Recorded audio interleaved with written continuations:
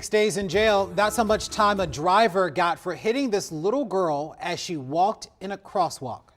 Luckily, she survived. But just look at these tire marks that were left on her leg. Her toes also broken. Our Alexis Wainwright was in D.C. Superior Court for the driver's sentencing. WUSA 9 first told you about this case in an exclusive interview with 12-year-old Paisley and her mother back in September of last year. Now that driver is sentenced to 6 days in jail over a 2-week period. His sentencing starts tonight, and the family tells me they're not pleased with the decision made here in court. I felt it was a little light.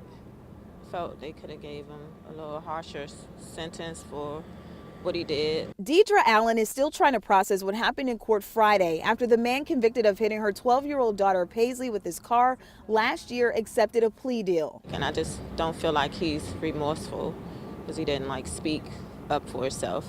And then when it happened, he, blamed her. Now Earl Curtis will serve 2 weekends in jail for reckless driving. His guilty plea deal includes 12 months probation, a traffic safety program, anger management, and a $50 fine to be donated to the Crimes Victim Fund. At least the judge sentenced him, to take accountability. Paisley was hit by Curtis in broad daylight. She was in the crosswalk just outside of her middle school. One driver stopped for her, but Curtis went around the driver and hit Paisley in his truck. She suffered fractured toes and tire marks on her body. While she's healed physically, the emotional trauma is still very much there. Just sad that she has to feel that way or don't feel safe. Curtis has an extensive history of traffic citations in D.C. and Maryland where he lives.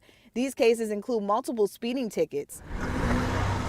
In a social media post, D.C. Councilmember Charles Allen wrote about, quote, 80-plus speeding tickets. Curtis was also on probation after pleading guilty in Maryland for a speeding violation at the time when he hit Paisley.